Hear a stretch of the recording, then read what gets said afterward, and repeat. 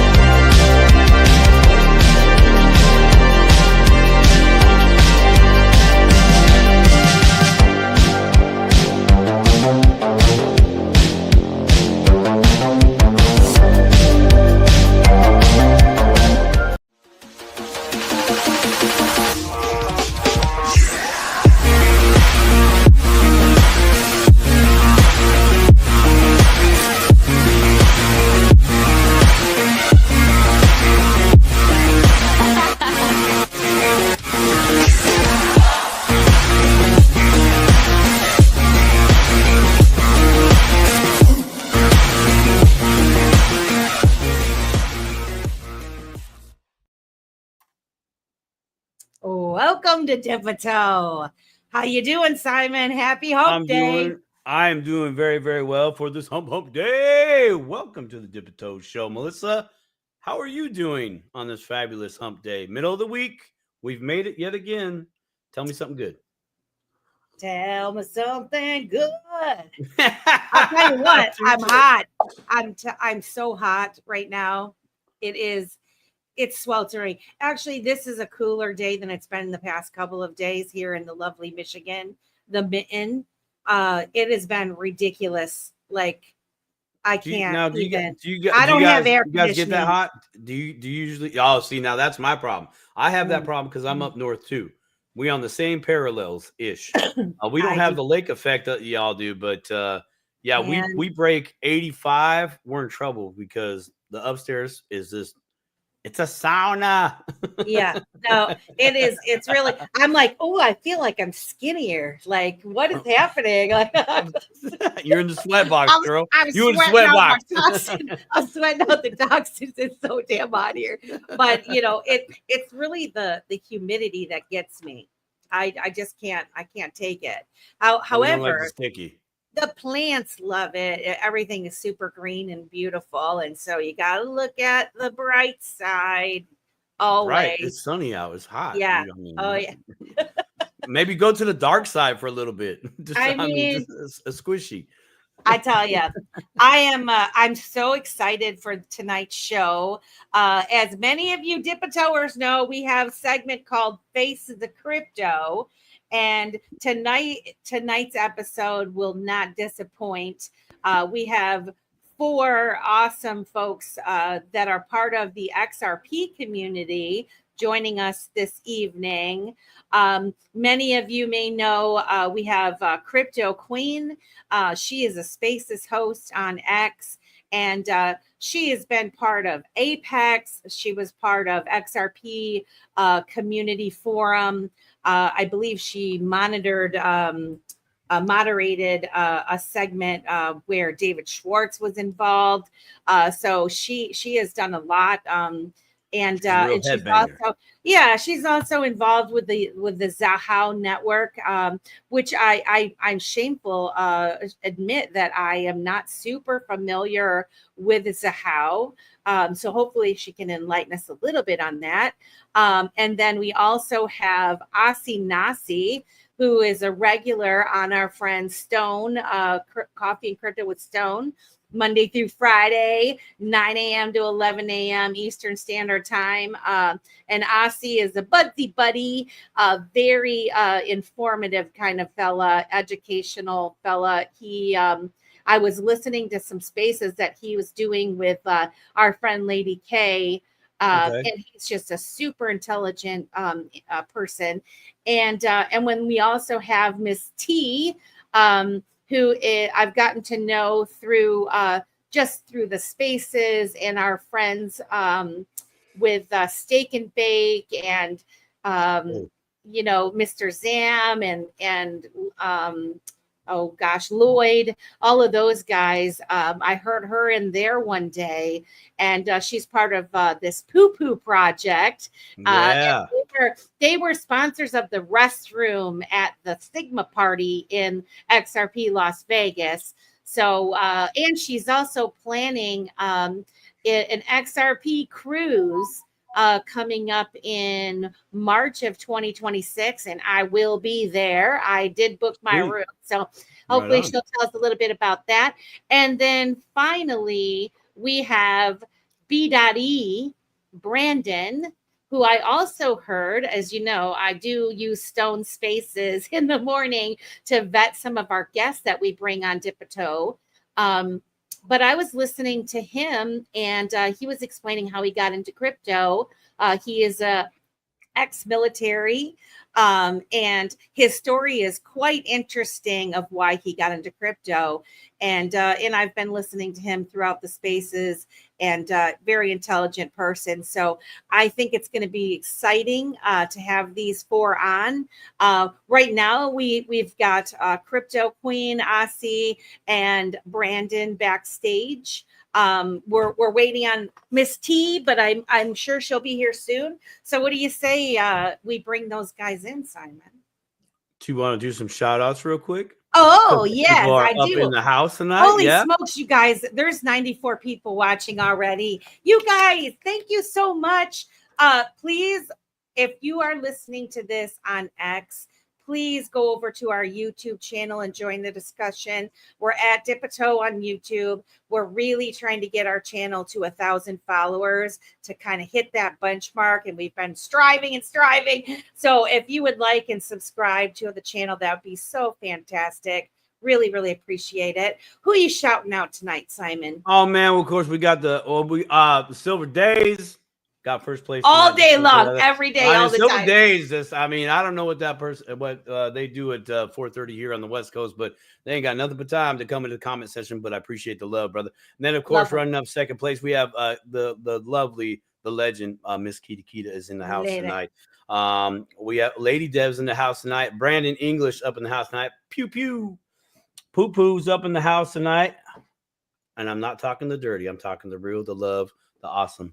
We also have the legendary Mr. Zam in the house tonight. Crypto Glamour, what's up, girl? How you doing? We have the Stable Crew in the house tonight.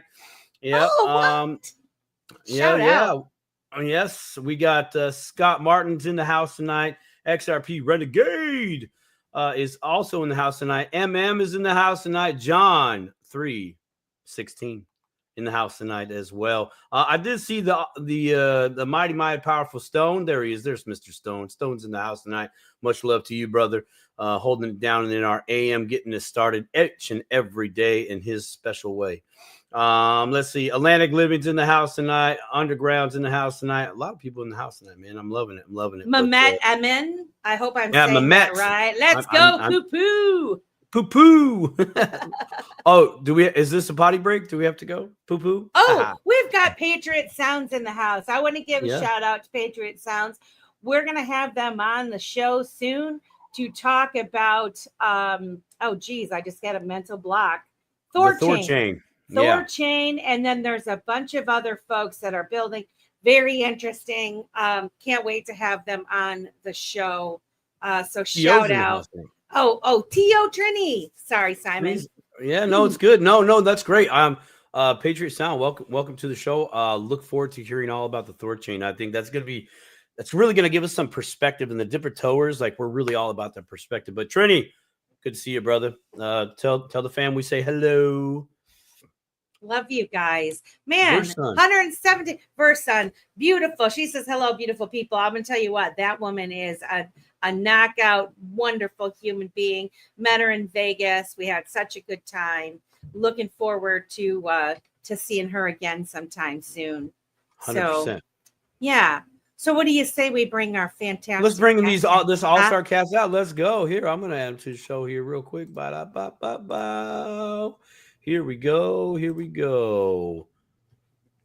All right. I think that's everybody that's in the house tonight. So if any more come through, I will be sure to add them front and center.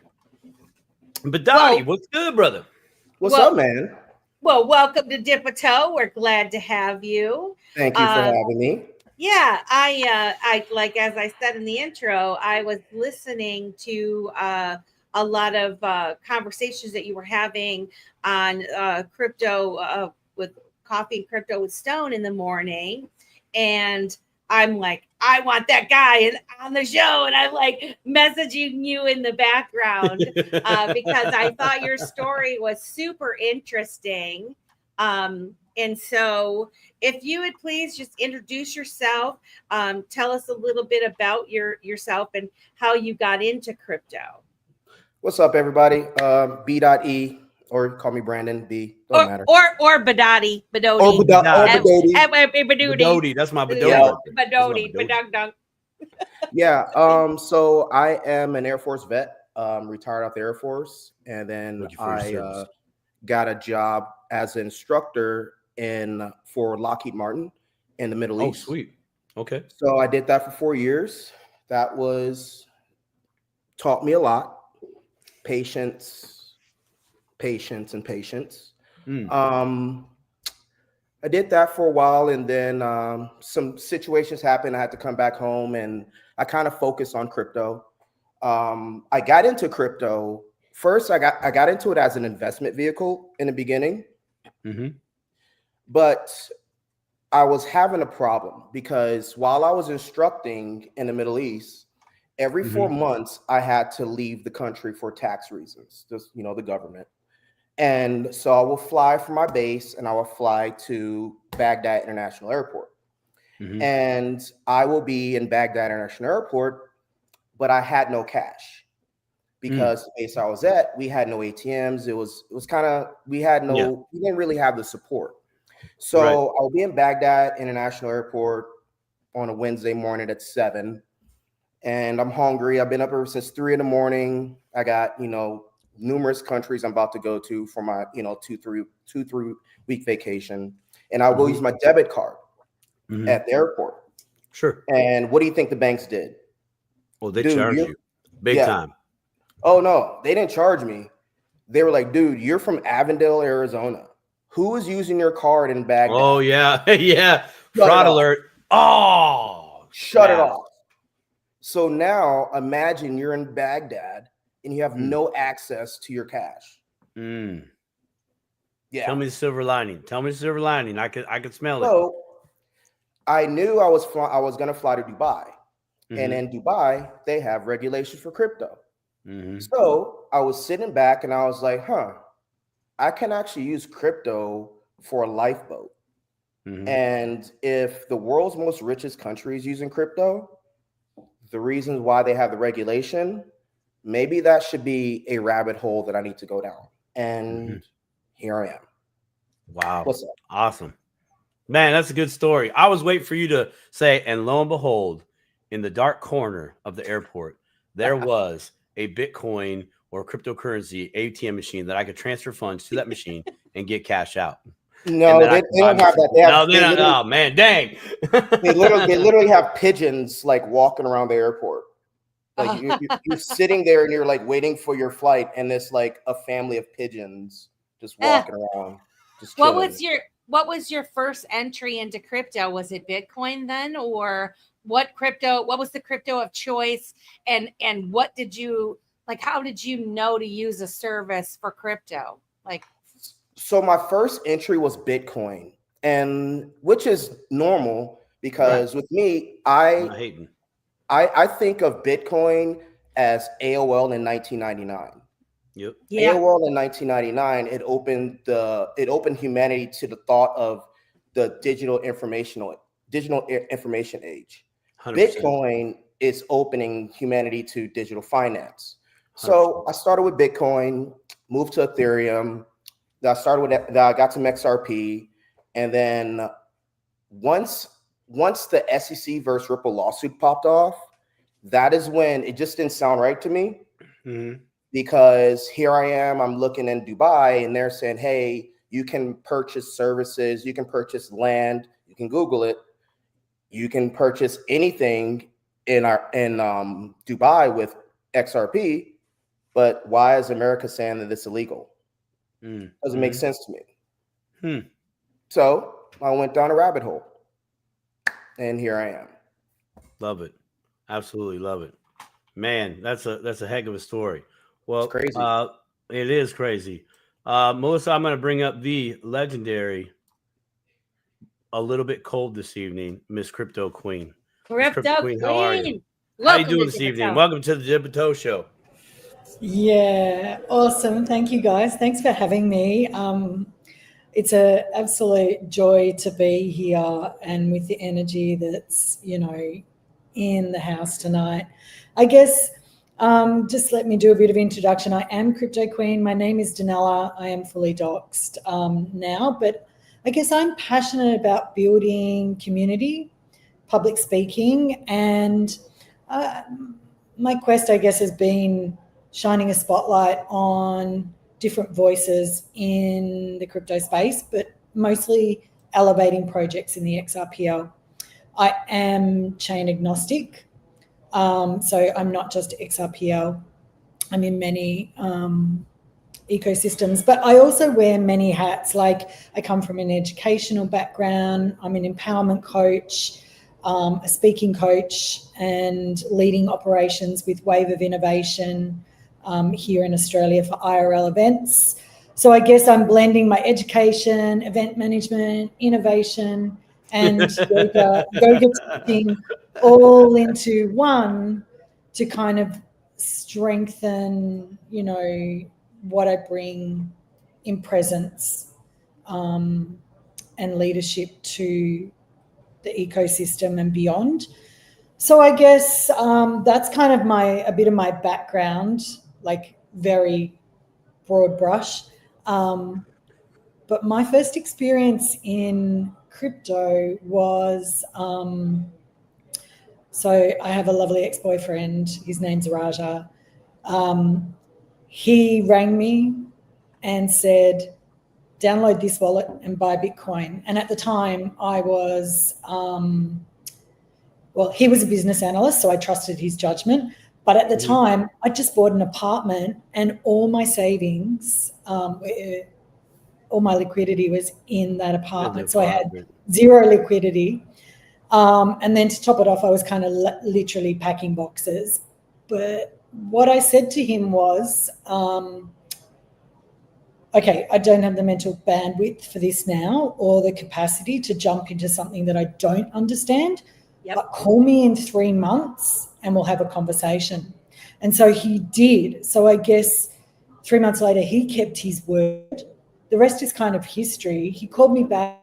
He patiently walked me through the entire process of downloading that first wallet, which is with an Australian exchange. And for that moment, that changed everything. It actually changed the trajectory of my life.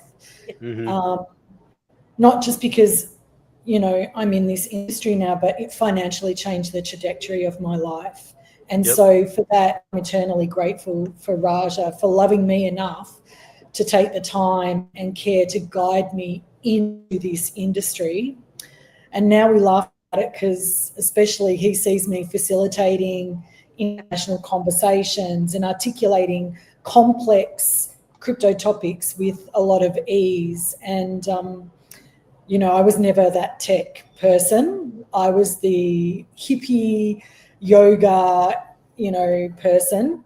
So it's been a wild ride, and I guess it all started with that one phone call. So I guess I want to say, if you're thinking of calling one person and helping them, Yeah. because it could change the trajectory of their life also. Yeah. Wow. So 100%. what year was that? What year was that?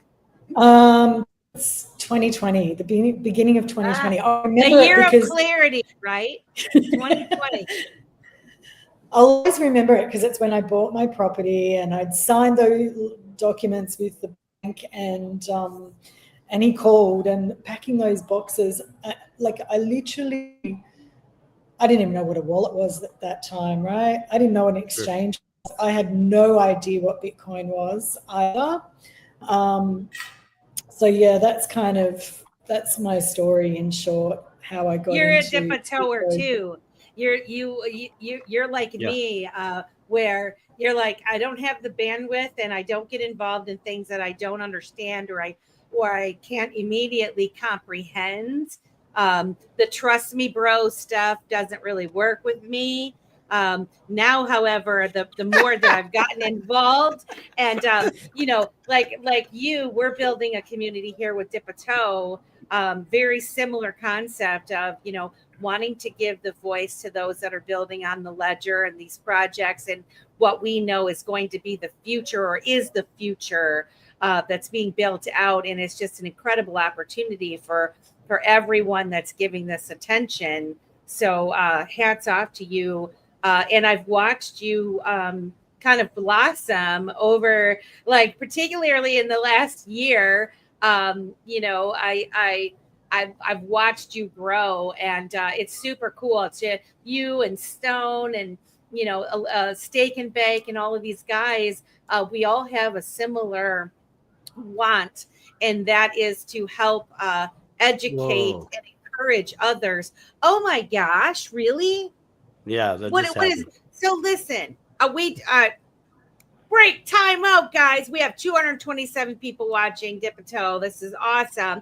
But I want to give a shout out to Triso Have a Go, who just gave us our very first, I don't even know what you call it, because That's called the super chat. Yeah, $5 to the Dipito fund right there. Thanks, T. This is so nice, Triso. We love you so much. Thank you, my friend. You're number one. You're the first one.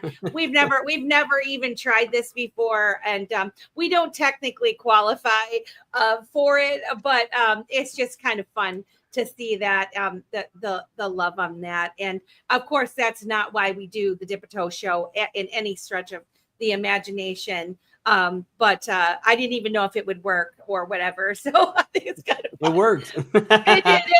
Hey, Triso, thanks for being our test pilot. Our beta tester for the super chat. Thank you, bro. Much appreciated. Triso has been on an episode of Faces of Crypto. If you guys want to go back through our channel, we do have a series of Faces of Crypto. And we try to bring the brightest minds that are out there, that are in the crypto space, and that are really leaders. And I look at you guys all as leaders in this space. You really are, because anybody that is giving their attention to this at this point, we are such a small minority of folks. And one thing that I've noticed is we're all being drawn together like magnets, because we're kind of like on the same frequency, and we want the world to know what this opportunity is. And so I just want to give hats off to you guys. Asi Nasci, are you there, my friend? There he is. How are you doing, Asi? Hello, welcome how are to you the guys Dipito doing? Show. You're like a superstar in your own right here in this crypto universe. Everybody knows about the Buzzy Buddy, your Buzzy Buddy. Please introduce yourself and tell us a little bit about your background and how you got into crypto. Awesome. Well, thank you, first of all, for having this show and, taking action. That is the most important thing. And just like everybody else, I am me. My name is Asi Nasci. I was born like this. and I'm just your Web3 buddy, which, I made my term called Buzzy. So I'm here dropping the sauce, which the sauce is volatility that David Schwartz been, alluding to this whole time. And a little bit about my background, I guess, is I'm your OD guy. I like to say your organizational development kind of fella. So I like to develop processes, procedures, and systems to make you more accountable and efficient. And, that's Workflows. pretty much, yeah, workflows for sure. And that's pretty much what blockchain, is. So it's like a For glorified sure. newspaper. It's a database. So, Right. so we all read the brochure. So what pretty much got us here is a Bitcoin white paper in 2017, when it pretty much took precedence, the bull run, from Sure. $200 to like 20K. Mhm. That's when, my journey continued to obtain financial literacy. And I realized that a penny can be moved 9 places to the right, and that's a Satoshi. So pretty much from that, I just started diving in and started researching white papers and looking which one has the proper workflows. And I landed right here on XRPL because, this was a new emerging class. And just like the cannabis industry, it both came at the same time in 2017. They both took For sure. notice. So it was just about trying to like see how we can pretty much get involved in this new asset class. And I believe that blockchain, the technology itself, encapsulates all of STEM, and that's Hmm. pretty much that's where I want to pretty much be at, and educating and learning, and that's what I love to do because we're here pretty much to um I guess just learn what we can, put our best foot forward at all times, and not consider myself a true blue chip, a blue collar. I just know how to work, and I always believe there's a formula to success, and you guys are sharing it in each and every way by your experiences and your journeys. So I'm here learning from all of you guys. I just like to ask questions, and that's all I do. So thank you again for being, consistent. Shout out to Stone.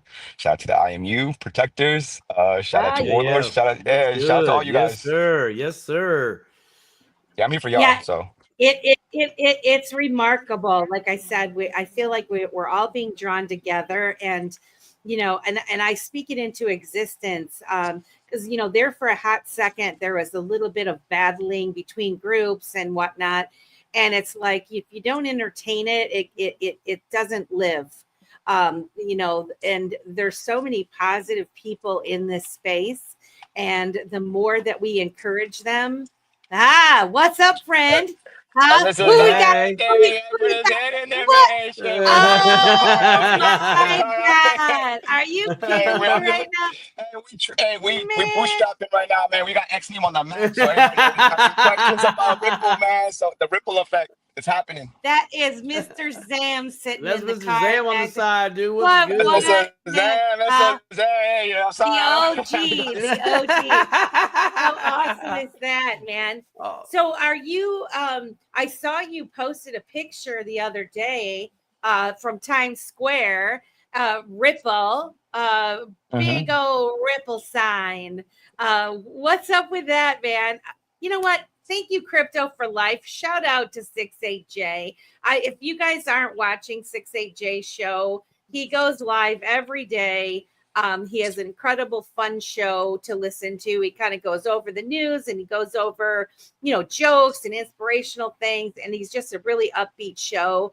So if you're not following that, it's Crypto for Life. It's on YouTube and it's bro's got on a heart X. of gold. He's Yeah, literally a got a heart heart of of gold, gold. man. And That dude has a yeah, heart of gold, man. I super, mean, it's super great. We oh love yeah, him. 100%. Thank Yeah. you.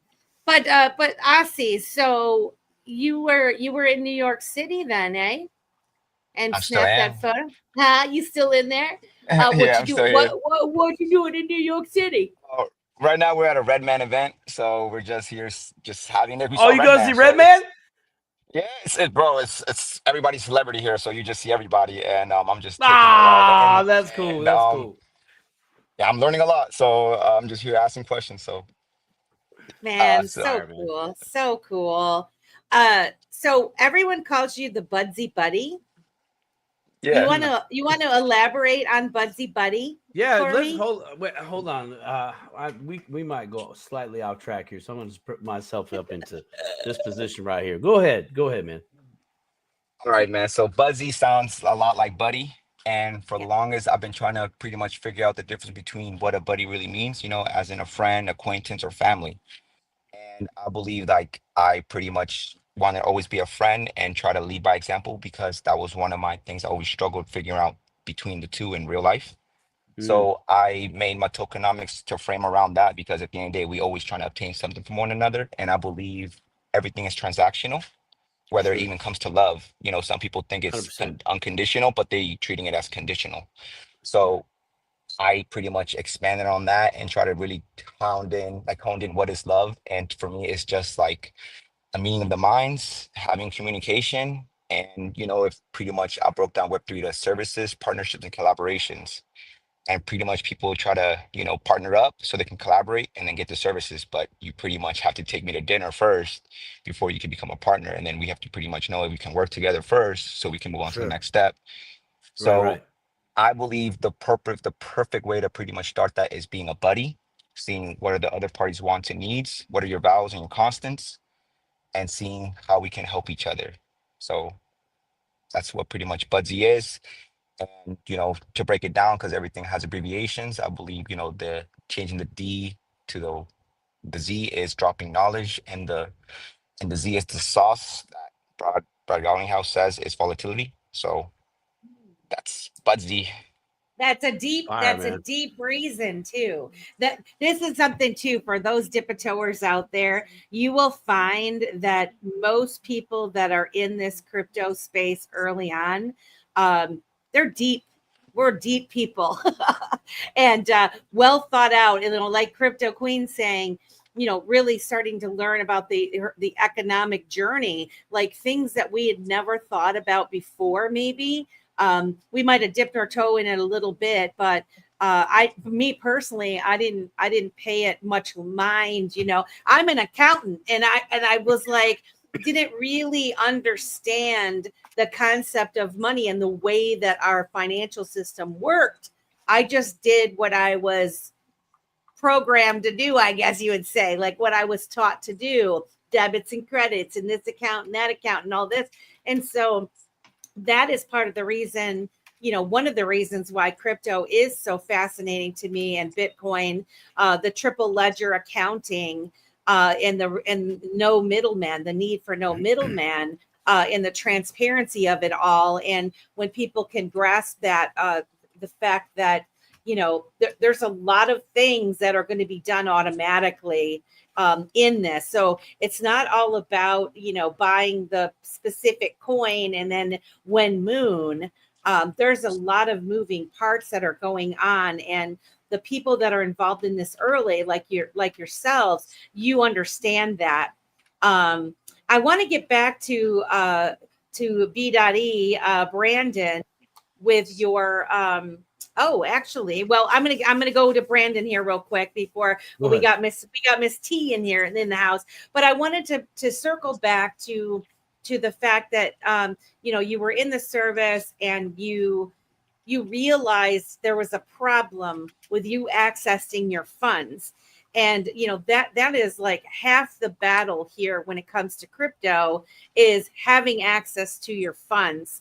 And you found a solution in Bitcoin, right? Because you were going places and they were saying, no, I know somebody Canadian. Well, our friend Optimistic Prime, she lives in Canada. She went to our XRP Las Vegas. She thought that she would be able to convert her funds over to money, to her Canadian dollar, put it in her bank account, use her debit card.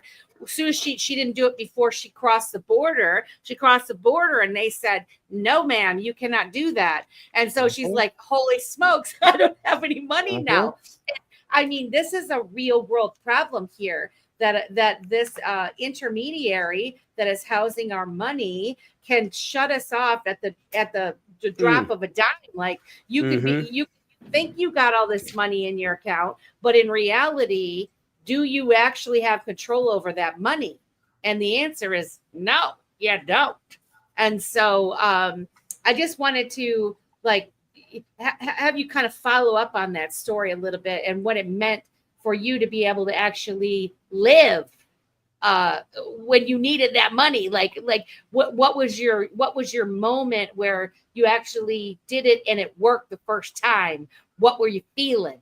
You know? Man, listen, I'll just say this, is that when you are in a position where you are overseas and you're away from home, and like Americans, we are so tied to the financial system.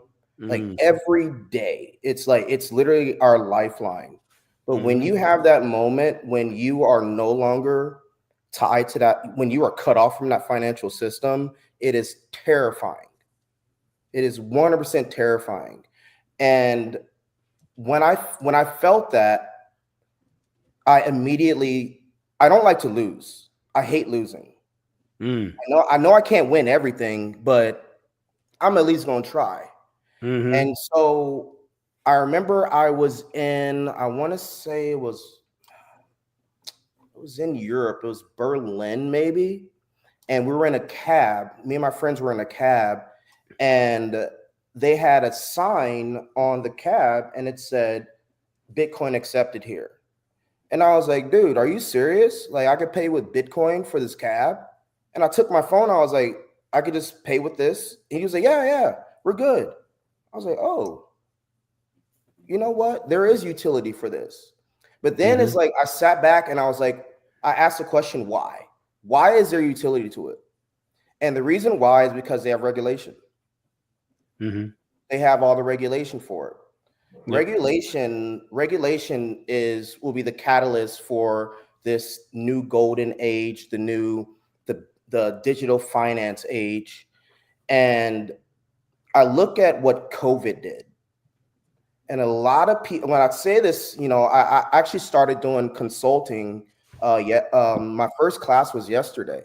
And I told my class, I was like, look what COVID did. COVID turned humanity into a digital financial upgrade. Because if you really think about it, during the times of COVID, everybody was afraid to actually talk to people. Not only that, we were kind of banned from talking to people, but we'll talk about that later. So at that time, they didn't want to,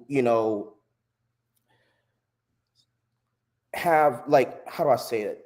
There was no fiat to fiat transactions. Everything was digital. The Cash App, the Venmos, the Zells, that took off. And now it's at the place where that's now the standard. You know what I mean? It's like they have a saying, never let a crisis go to waste. And if you look at COVID turned us all to a digital financial society. It doesn't matter what country you're in. It doesn't matter what political affiliation you are. It doesn't matter who you are. That affected everybody. And now I look at how our government finally, is actually getting into the regulation with the Genius Act, the Digital Market Structure Act, whatever they call it. Fit 21. Yeah, the Fit 21. Finally, they're doing something. And it sucks is America, we can't call ourselves the best country in the world when we're the last in the financial district. That doesn't. I would like to touch on that. I would like to have the panel comment on what you're talking about. But before we dive deeper into that, I do want to bring Miss T in because she just got here. So because this is a really good conversation topic that I think that our panelists will have an opinion on. And I'm you're on fire. You're touching it. So I think it's a great topic. I think we lost her. We had her, and then we lost her. That's all right. Well, before we bring her back in, I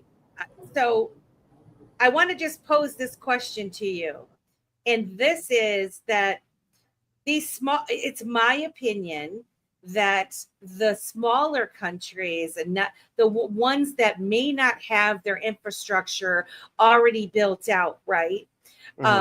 They have kind of been test piloting this. And so when I first got into Bitcoin, I used to study on Bitcoin quite a lot. And I would look at the countries that were adopting Bitcoin at a rapid pace. And it was everybody but the United States. Well, the United States, there were a lot of holders, but okay, we are an extremely built out country with lots of rules and regulations and infrastructure already in place. A lot of these smaller countries, they've relied on the IMF and these other institutions to kind of bail them out or prop up their currencies. They've been at a disadvantage, a tremendous disadvantage in the world economic stage, in my opinion. And so for them to implement a new system is much easier than dismantling an old or changing into a new system. You know, if you work at any kind of corporation you work in and there's a transition over to a new software or you're acquiring another company or whatever, we all know when they say it's going to be a year, it takes 5 or 10 years before it actually becomes real in like real world, you know, time. So I just, what are your thoughts on that? So, I mean, if you look at our current financial system, the SWIFT system, mind you, I'm just someone going down a rabbit hole, and if I'm wrong, I'm wrong. It's cool, it's whatever. Yep. But from what I found out, the current financial system, it started in the 70s. All right, let's just be real. Morgan Freeman was young. Like, for real. Yeah. Like, that's the system where, like, bell bottoms were in. You know what I mean? Yeah. Like, we just touched the moon. Well, we just walked on the moon. You know? Oh, yeah. Like, that's, and it's crazy to me because just like today, like, you know, Crypto Queen, she's in Australia. We're having a whole conversation and she's in Australia. But if Crypto Queen was a bank and I needed to send her money, I couldn't do it. It doesn't make sense. It doesn't jive with the current financial system. No. You know, the internet taught us, the internet gave us the ability to transfer information at the speed of light. Why can't we transfer money at the speed of light? 100%. You know, we have all this technology to blow people up, but we don't. We want to sit back and not use that technology to actually make this world better. Like, doesn't make sense to me. You know what, though? Let's back up there. I like your point of reference of Morgan Freeman there, and we're talking the 70s, right? So let's just say it's 1970, straight up period. 25 years prior to that was the end of World War II, right? So you have at least 25 years of countries still beefing with each other behind the scenes. We just ain't blowing people up, but we're still beefing. You know, think about that time from that point going forward to where we're at right now, that the world's finally really kind of coming out of our shells and going, nope, you're right. We really need to be transacting globally in unified partnerships, you know, bigger picture, you know. So that's a valid point, you know, to what you're talking about there and what you're referencing, man. That's fire. 100%. Yeah, thanks, man. It's just like, you know, once I realized what this system can do, and you know, when I'm looking at UAE, I'm looking at, you know, EU, and I'm like, dude, they're making a regulation. What I did was I started going to the Digital Chambers Blockchain Summit in DC. Nice. I start going and listening to the actual lawmakers. I start listening, you know, having conversations with the people who actually make the rules, because I want to understand this, because it's never in the history, and well, I wouldn't say that, but in my lifetime, in my lifetime, like, this opportunity is like, it's a gift. And what that means, in my lifetime, it's a gift. like to be able to actually interact with technology before it's actually implemented, so you can set you and your family and just you can possibly change your life. Yeah. Because everybody, I mean, it doesn't matter where we're from, everyone's working hard, they're stressing, they're like, most people don't even have $500 in their savings account. They're one $300 bill away from having a stress-induced heart attack. Yeah. And 100%. it's like, if you just sit back and see what this system is going to do, who knows? I'm just being optimistic, man. So before we carry on, I want to introduce Miss T, because this is a great conversation, and I want her to join the show, and then we're gonna pick right back up to this. But first, I would like to welcome Miss T. Welcome to the Dip and Toe Show. How are you this evening? Hi, first of all, before I talk about me, thank you for having me. Thank you for waiting for me. It's been no worries. Quite a day. My son just got out of the hospital yesterday, and I just finished moving today and driving 3 hours. Whoa! Well, we appreciate you coming. That's more than a good excuse. Hey, you could have canceled. Yeah, we appreciate you coming. But I was horrified when Lady Deb, I was like, why would she be calling me? And I was like, Central Time. I knew it. I have been struggling with the time changes. Crypto Queens in the Australia or AU, and so tonight we've got Asi Nasci here. We've got Crypto Queen. We've got Brandon BdotE in the house. They've all told us their introduction into the crypto space. So we're asking you to introduce yourself. Tell us a little bit about yourself, and how did you first get into crypto? What was the eureka moment where you were like, I'm into this crypto stuff? Well, I am very much a mommy. Let me say that, if it wasn't just obvious, but I'm a mommy. I'm a single mommy, and I've always looked for opportunities to not only heal, but also to really leave something amazing to my kids and to just kind of reset things a little bit. So I was actually working at Disney Plus, and a gentleman got on the phone with me, and we just started talking. I got his account settled like 30 minutes before, but we were talking, and it turned out that he was an orphan and he was raised with no parents. And, I wasn't an orphan, but I really didn't have parents. So we really bonded, and he gave me all this great information about, he gave me like a whole notes of just all these things to do and to what to invest in and things like that. So that's where it started for me. And so it started me being interested in something that was so reasonably cheap, so to speak, that even somebody like me, that doesn't have a lot, could benefit and could change my family's life a little bit. Nice. What year was that, by the way? That was 2021. That was a pandemic. Oh, okay. So we got 2020, 2021. Yeah, when people really got enlightened with the whole crypto space. We had to kind of down, right? We had to find something to do. Right. Well, we're excited to have you on the Dip and Toe Show.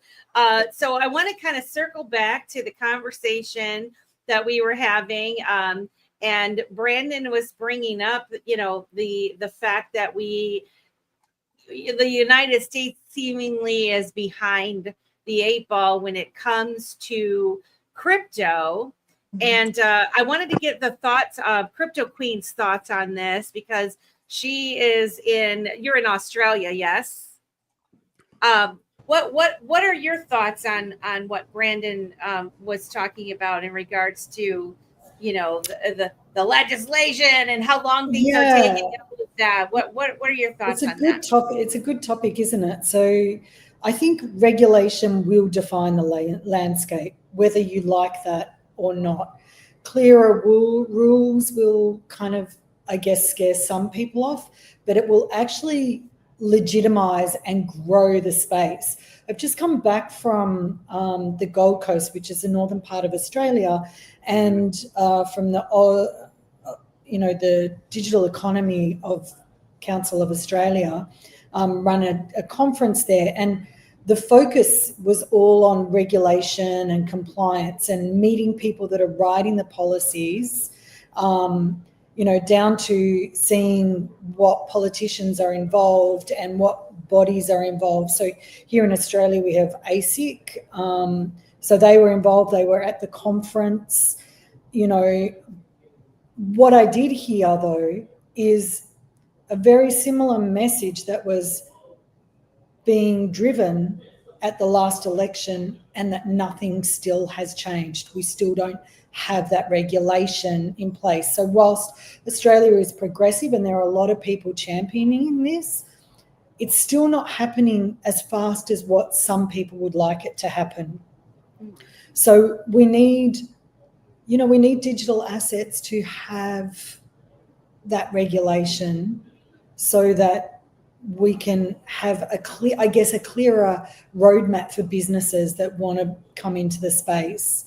Can I ask your opinion on the fact that, like I was touching on earlier, is it's much easier to build something from scratch, from the ground up, than it is to kind of undo or work through a metal through a mess that's already in place, right?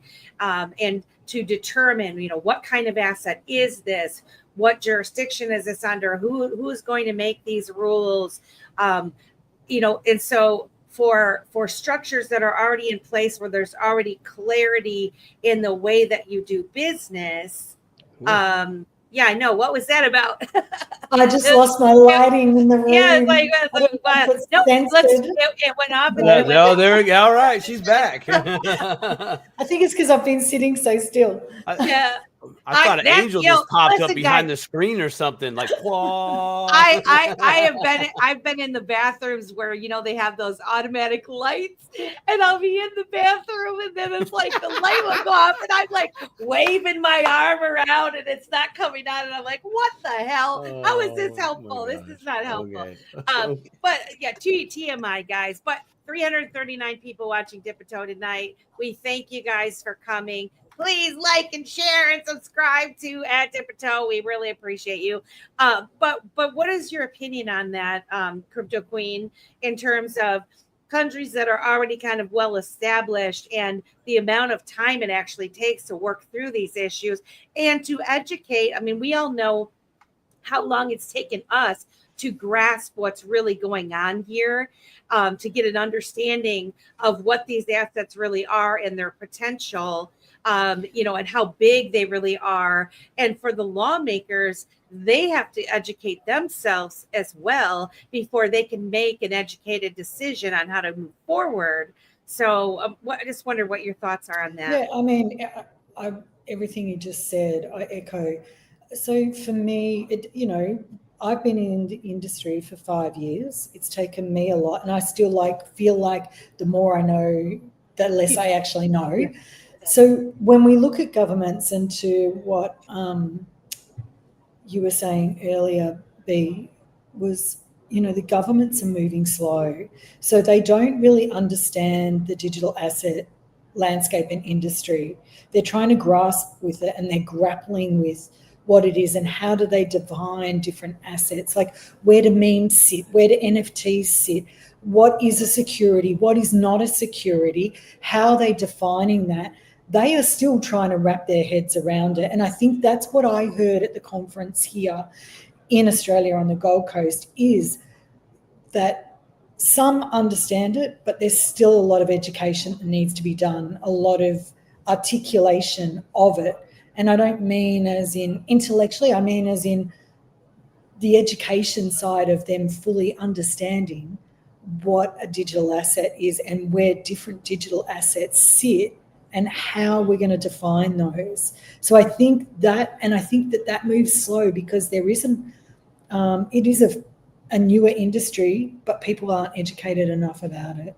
Yeah. There's a lot of I met a lot of people in Singapore that are doing research, hosted a panel on RWA tokenization. You've got Masari, who is doing a lot of research. You've got universities, that were at Apex this year, first year. And a lot of them are, funded to do research on this and to see moving forward how we can define and what's going to work in the industry. So hats off to Ripple for funding a lot of that with the universities. We have universities here in Australia like Victoria University that are part of the UBRI program that are looking at doing a lot of research in the industry. And I think when you've got researchers, that's data that you can utilize to educate. 100%. Education is a major part of this equation, because we're talking, if we just stick jurisdictionally, okay, if you just stick in each country's jurisdiction, we're trying to take this tech and apply it to the current system of how we conduct transactions in businesses. And then we're going to go international because it has that capability, right? It's there, right? But you brought up something that I think a lot of us have hit this roadblock of what is what and why is it that way. And I think really that's a good way to look at it, but look at it backwards maybe. From my viewpoint, in my opinion, all I see crypto is in a very kind of short and sweet. Crypto is a representation of a thing, anything. It's how you're using it that might define that thing. We already have rules. We literally have rules. If you do this with this, then this is what it is, right? So in my opinion, crypto enables us to not do the 1970s Morgan Freeman, moves. We are doing the 12-year-old moves that can just sit on a phone and, hey, I'm coding. What's for dinner, Mom? Never mind. I'll Uber Eats it. Bing, bing, bing, bing, bing. I mean, they're all over the place, right? That's what we're being able to do, But businesses, and I myself, as well as I know a few other people in this chat, and Crypto Queen, I'm sure you've hit this, is they see that part. They go, okay, it's a digital representation of the thing that we already do in the real world, hence real world assets. But where's that defining part? And in my opinion, here's the reality. It's code. It's the code. Whatever the code is in. I mean, I know we're all, a lot of us here, Melissa, she's got the DIPA token coming out to, doing some things, but there's code. There's rules that we're applying to this thing, so it's almost like crypto is like 2.0 of chemistry, right? We're taking code, putting it together to function a certain way, just like maybe, well, how did chlorine come to existence? How does oil get refined to petrol or motor oil? Right? There's a process there so I really think it might come down to the code within that, its functions that will dictate what is what, general, very, very general. I think another point of view is that a lot of the traditional finance is trying to be applied to crypto, and a lot of what is now, particularly with RWA and tokenization, right? What is occurring is that we don't even know what the use cases are. That it's going to be so expansive. Some of them haven't even been birthed yet. So we're taking traditional finance regulations and we're trying to apply them to a digital asset industry where we don't even know everything that is going to be birthed in the next 10 years. Right. So I think that's an interesting, Yep. That's just not just about code, right? That's like we've got TradFi, regulators trying to regulate a digital asset industry where we don't even know all the use cases. Yeah. I think that's a really good point. I want to get Asi's opinion on this topic as well. Asi, what are you thinking about this? Get him in there. Get him over there. Hello, sorry. I got No worries. just got distracted slightly by the garage tenant, but can you guys encapsulate that again? I'll give you my input. We're basically saying, the different countries. There's some countries that are progressed much faster, seemingly, than the United States, and even Australia when it comes to passing regulations in that for the crypto industry. Some of these smaller countries are further down the road, and I made the point that a lot of it's easier to build something new and get a structure in place than it is to adjust or recreate a current system that's in place where you already have a bunch of laws and regulations and whatnot. Hello? And so, yep. Can you hear us? Yeah, you're there. Can you hear me? Sorry, let me just check. Yes, sir. Yes, we can. Y'all can hear me? I can add on to that. Yes, we can. We can hear you. So I believe that third world nations, third world countries has pretty much gone through the worst of their economic infrastructure. So pretty much it's nothing but up. So like El Salvador, for instance, how it's being innovative with, supporting Bitcoin and pretty much being a crypto friendly nation. So I think it's a good thing for, economic development for all these nations, especially the ones that are looking for ways to bring inflows. So I'm all for it. 100%.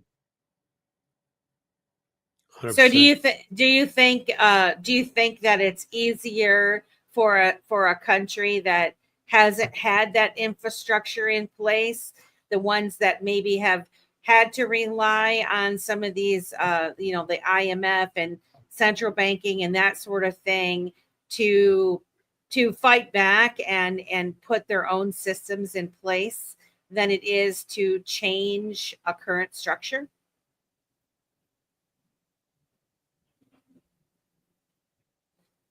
I don't think you can hear me.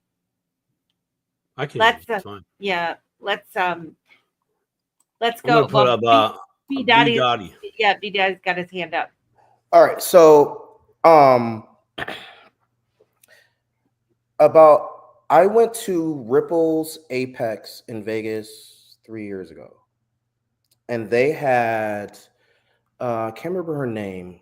She was amazing, but she was a Supreme Court justice advocate, and she did an amazing panel. And after the panel, I went over to her and I was like, I saw that you were going to be on the panel, and I wanted to make sure that I listened because I have a question. And the question I had to her was like, why are we so behind on making legislation? Good question.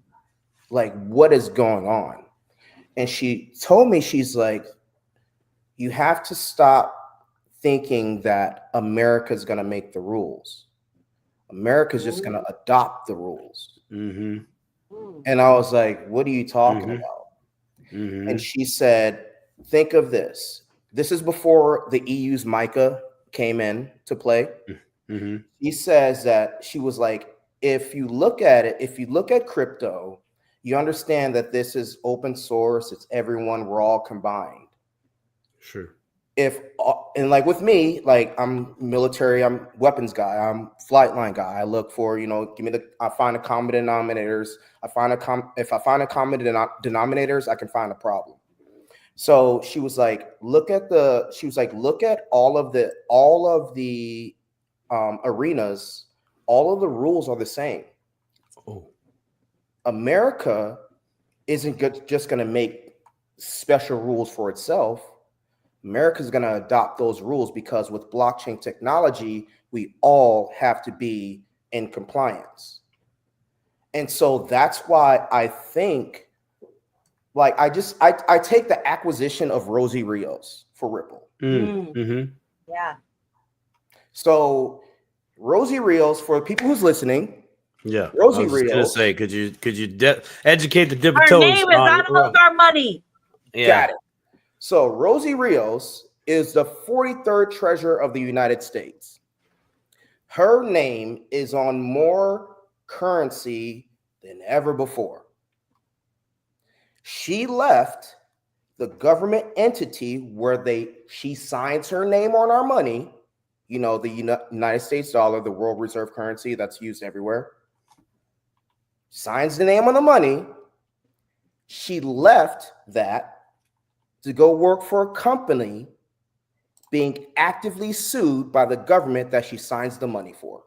On the board. She's on the board. She's a board of directors. Yeah. I'll say that again. The lady who signs our money left the government agency that signs the money to go work for a company after advise after as that company's being sued by the government that she signs the money for. That right there showed me that there's something there. Yeah. Wow. We lost Miss T again. Oh, is she back? No, she's there. There we go. I want to get Miss T's take on this. Got it. There she is. Hi. What are you thinking, Miss T?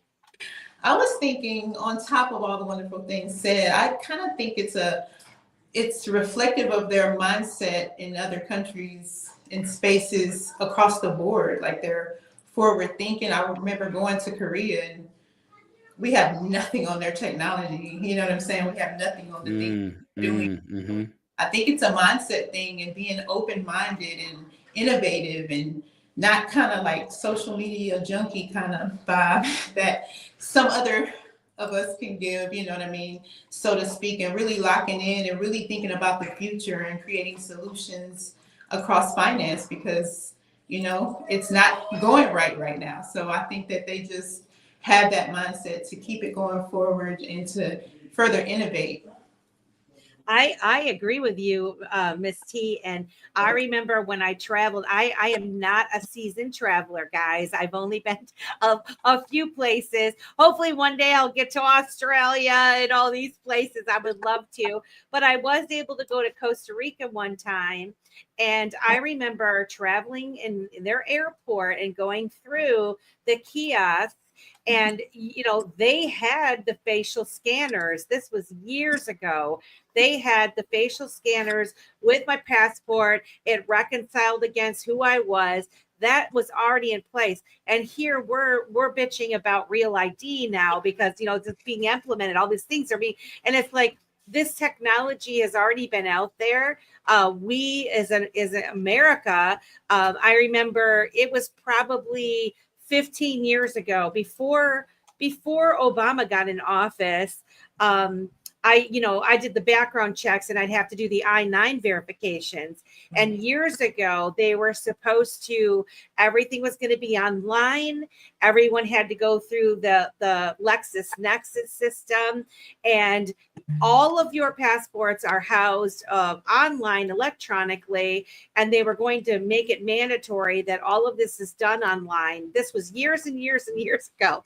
And it was, you know, I remember the company that I worked for at the time saying, like, you know, if you didn't do your I-9s right, you know, it's $10,000 fine per infraction that you did wrong, and all of these things. And then it just kept getting, the ball kept getting kicked down the path, you know, and never implemented. And then years and years later, when I traveled to Costa Rica, I'm like, they're already doing this. They've already got this going, you know, in these other countries. And I really think that it has to do with, you know, they don't have all the crap that we've got going on, and they are the pilot testers. I say that we're the beta testers here, but they've been beta testing this stuff for a while, right? In other countries. I mean, what do you think?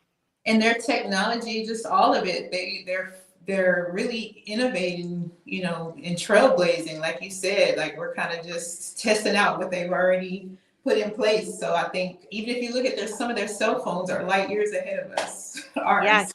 and we're paying Yes. much for them. So Yeah. I think they're really winning in that, and I think that what we can learn from them is to always keep your mind open, to always be, forward thinking and innovating into, like, just like the XRPL. It's just full of innovations, and seeing some of the, just what would be considered just a meme coin, you could say, implementing so many utilities and so many benefits and games and just the cherry on top type things. But I think that that's what makes, crypto special, is that we get a chance to do all that. And it really shows in other markets for sure. Absolutely. Triso, have a go. Come on, man. This is so nice, you guys. This is very nice. I really, really appreciate it. I can't believe that we're even, this is our first show where we've ever gotten any kind of super chats. And, it's just about the love of it that you guys are coming. We have 410 people watching because people wanted to see you four guests coming on BdotE, Faces of Crypto, to share your knowledge, to share your love, to share your inspiration, your education, and desire to help other people learn and grow. Dip the toe, learn and grow. So we thank you guys so much for that. We have about 40 minutes left in the show, and I wanted definitely for everyone to have their opportunity to shine, to talk about what you guys are doing here in the crypto space. If there's any questions in the chat and you guys have asked them, because we have so many in the chat, I apologize that we've missed them. So maybe if you do have a question for one of the guests, please put it in all caps, and we can try to get to that. But I wanted to take this time to kind of go around the room and have folks talk about what they're doing. And then after that, hopefully we'll have time for them to give us some tips for the newbies. But why don't we just go right down the line with Miss T, then Crypto Queen, and then Brandon, and then Asi Nasci after that. So Miss T, what is this poo-poo thing about? Okay, so poo-poo is a meme coin on the XRPL, as many of you know. Poo-poo is poo-poo. I mean, it's relatable. Meme coins are about lore and about what they bring, and whether you're 5 or 105, you're gonna laugh when somebody farts or poo-poo jokes. All of us laugh at them, and I think it also reminded me, coming into poo-poo, to take a moment, even in something as serious as our money and our future, and just enjoy laughter, enjoy the space you're in, enjoy the poo-poo that comes along with life sometimes. So yeah, that was so it's both. So if I get it right, then so it's a meme coin. Is it more like it's just for fun? It's for community, built around the lore of a meme coin, basically. There's no real like utility built into it at this point, or anything like that, or is there? Or is there? So poo-poo is a really dope little coin. Like we're a small team of 4 that are at our core, but we have a lot going on. Even just in our Q1, we got most of our goals taken care of. We are in 2 animated series with other XRPL coins. We're also we have our Poo-Poo Palooza album out on all platforms that helps to support our liquidity every time somebody listens. And then we are developing a 4-player game. I'd say we about 60% done with that. So coins across the ledger, or just across crypto, can come in and play to earn. They can have competitions. They can come in with their, with each other and just have fun time and just connect wherever you are across the world. So we're almost done with that. There's been hiccups, like with any project we try to do, but that's on the way. And just a little drop of alpha, because I can't drop it fully, but in about 2 weeks time, you will see Poo-Poo go from being kind of the little goofy younger brother in the space to stepping into the protective brother mode a little bit on the ledger. So it's a utility that honestly can be used across ledgers, but we are working here on the XRPL to sniff out some things that might need to be sniffed. Yeah, I like. I love the tease. I love the tease. I love the tease. Huh? It is cool to have some things fun. I know there's a lot of folks that they turn their nose at meme coins, and meme coins are not for everyone, but they do serve a purpose. And there are fun. I know people use them for advertising, branding. There's all kinds of things, and that kind of circles back to what is it that you've built? What is it? What does it do in order to determine how it should be classed and how, it should be categorized, taxed, that sort of thing. So the other thing that I wanted to say that I think is real cool, that kind of it touches with the previous conversation, is although we are going through the regulation phase and we're, the lawmakers are catching up. What I find really awesome is that the people are building. Ripple continued to build all the way through.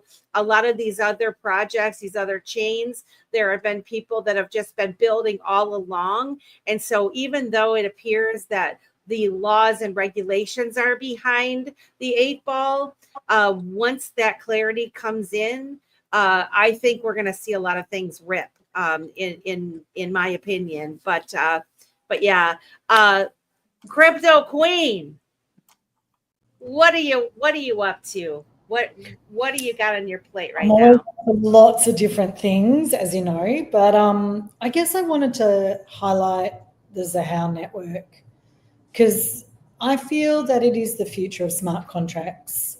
So what is Zahao? Like it's its own network, or it's a side chain of the XRP ledger that uses the Ripple D, but has hooks, which gives it the smart contract functionality. So if you like to think of it as smart business logic is how I like to kind of talk about it as well.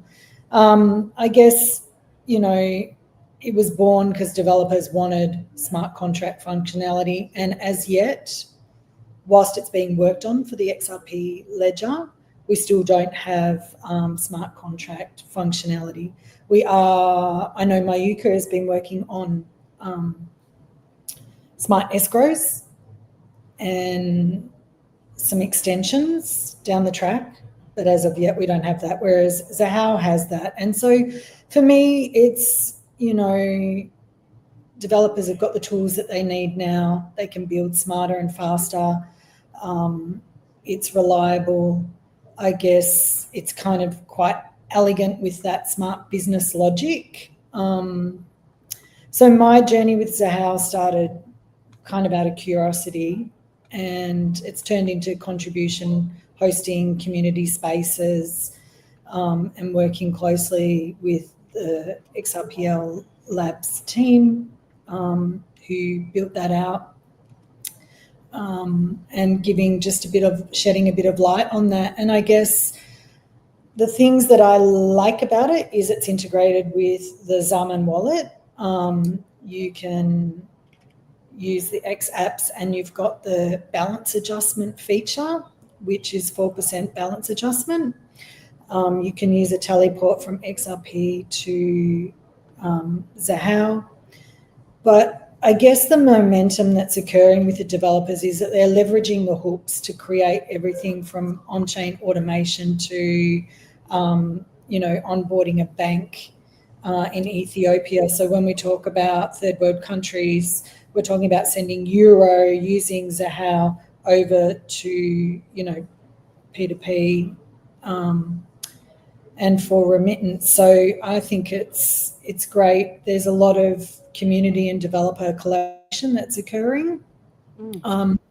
And, there's some of the sharpest minds in the space. It's Vitsavind, Richard Holland, Tiku, Dennis, Satish, who's built the hooks.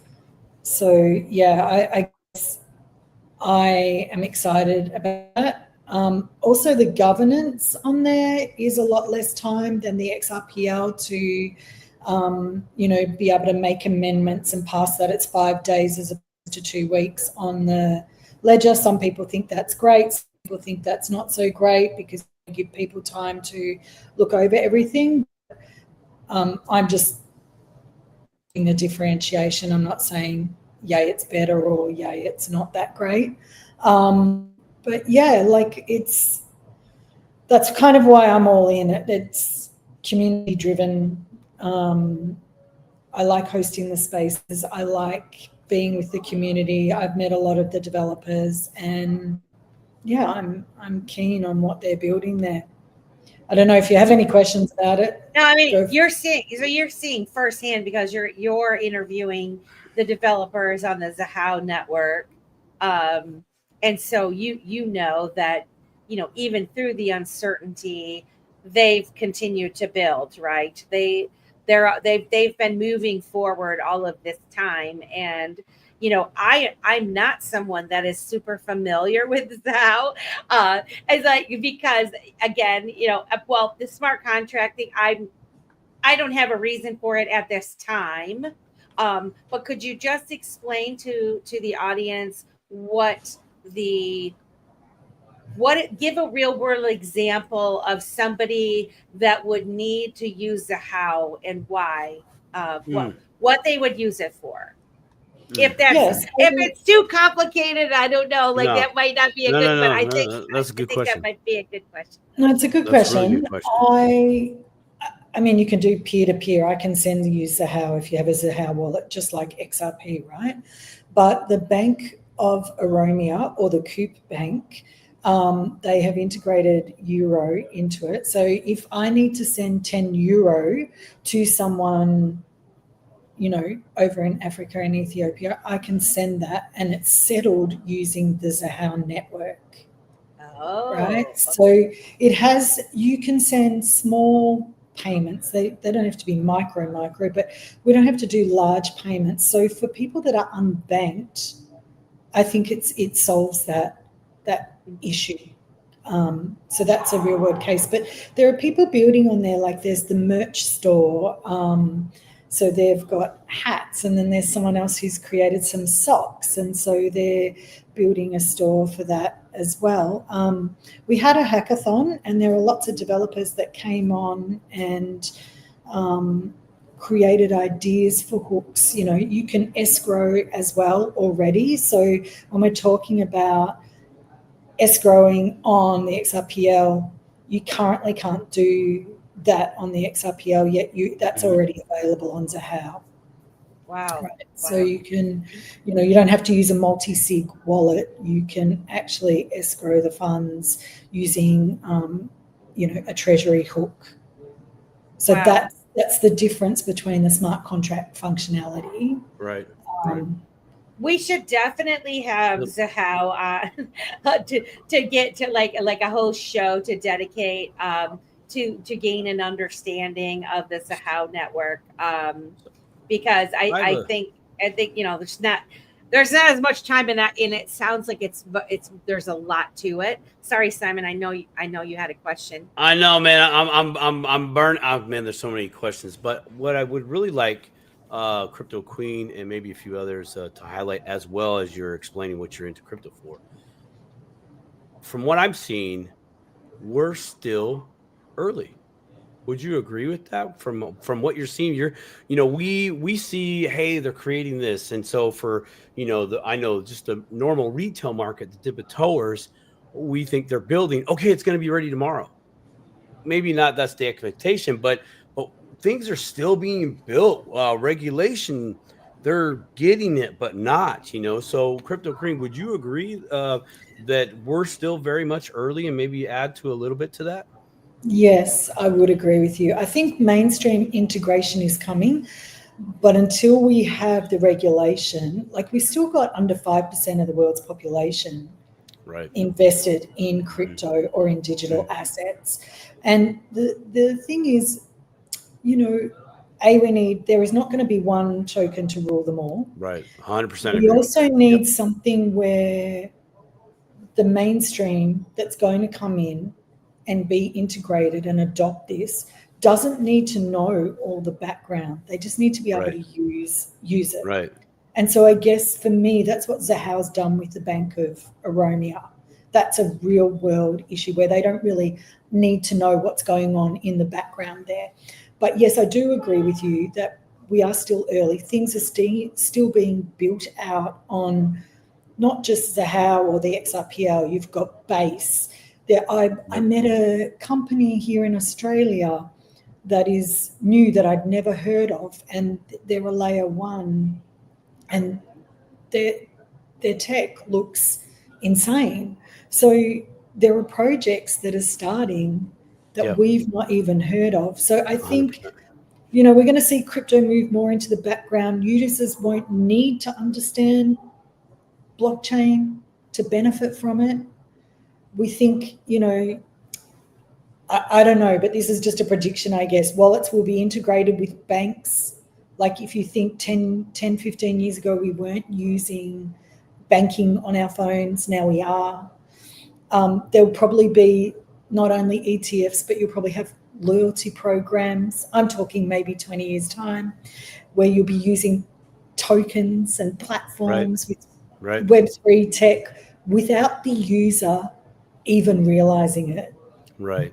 Like if you go into a way bigger picture than where we are right now and being bogged down in the regulations. So I feel like that's something that will come, but it's going to take time. It's just going to take time, I mean, to do a side-by-side comparison real quick, we have developers, right? Developers, we're all developers. I mean, literally we can go to chat or Grok and, spit out a bit of code and play around and dip our toe in that world and progress. Developers really don't have any handcuffs on, right? They can go build, but still they're building.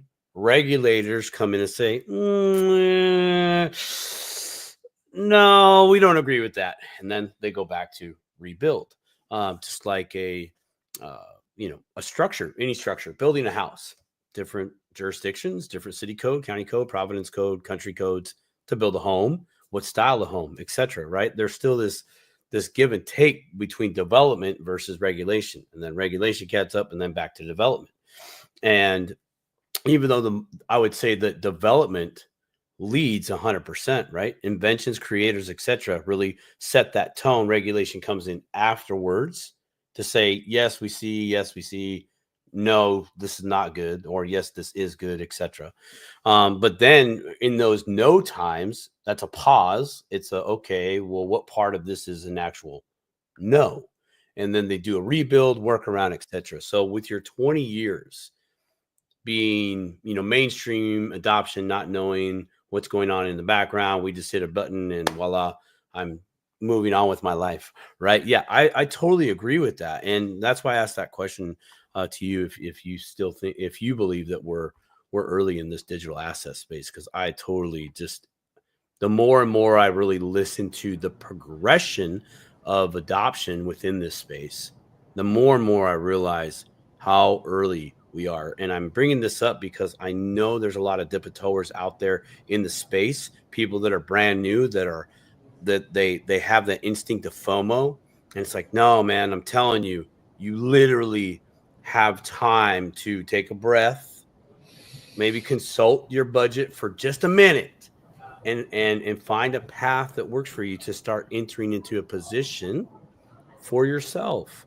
You're not going to miss the boat. I'm telling you, you missed other boats, but trust me, that first boat that you missed, it was kind of janky. Nobody knew they were going to make it to the other side, right? Nobody knew. It was scary. So yeah, it was scary. Like the boat, the pathways that are built now are far better, in regard to investment and trying to, as you said, financially launch yourself in a different direction. So, yeah, I want to thank all of the folks that have done the Mr. Mike Honcho Thank you for the No. super sticker. That was very kind of you. Who else did we have? Triso. Oh, we got Asi back. Awesome. I thought we lost Asi Nasci. Let's get him up there. Okay, here we go. Dropping him in. Get him in there. There he What's is. the front good center, word, front center. Asi? I'm in here. Oh, what do you think So, about this I didn't latest? miss. Say it again. I'm sorry, I was listening. I was having technical difficulties on my end, but I was Oh, hearing you guys from Mr. Zam's phone. So sorry. no, Okay. no worries. For Basically, what we were going around the room is having you guys jumping in. tell us what you're doing now, and you know what all you're involved in, what your plans are, and that sort of thing. Can you hear me? He's on mute. Can you hear us? I don't think so. I don't think he can hear us. Technical difficulties on the DiPato It's not clear here on show. my end, but Nope, can't hear him. okay, can you hear me? So pretty. Yes. Yeah. Yep, Okay, we can so hear you. what Buzzy's doing right now is pretty much I'm here, just collaborating with some projects. I do have one that I'm pretty much collaborating with tomorrow. It's called Biden Time.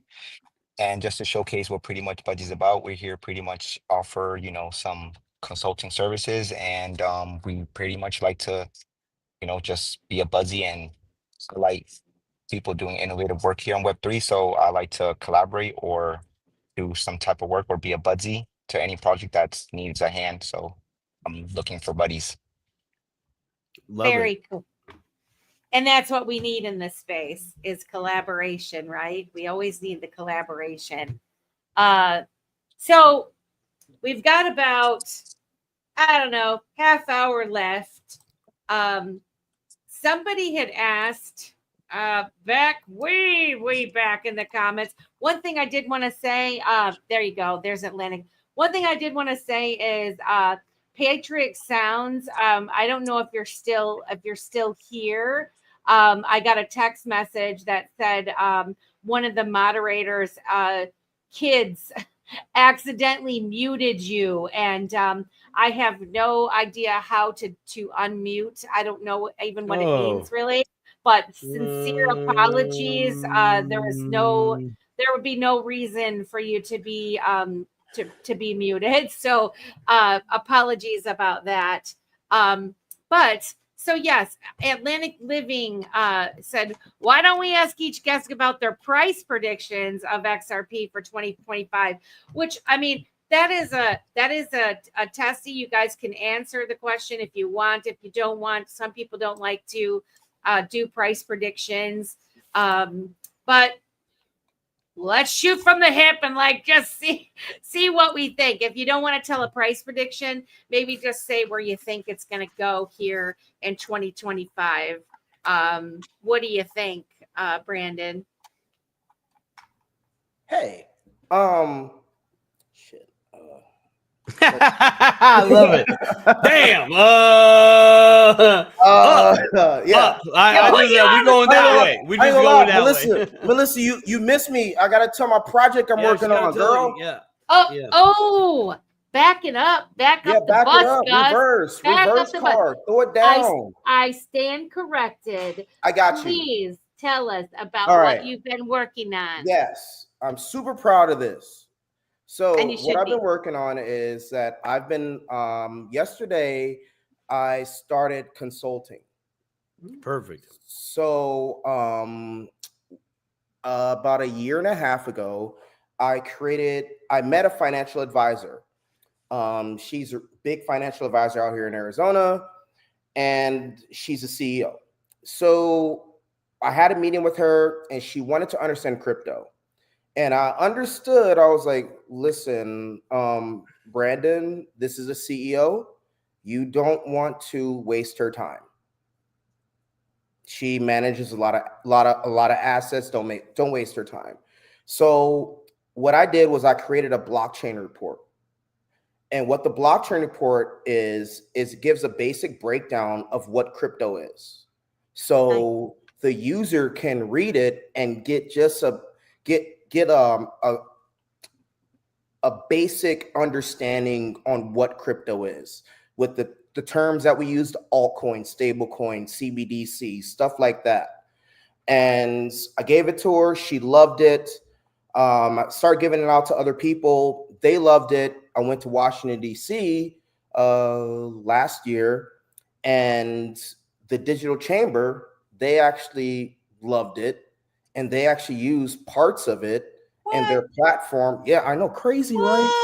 I know, right?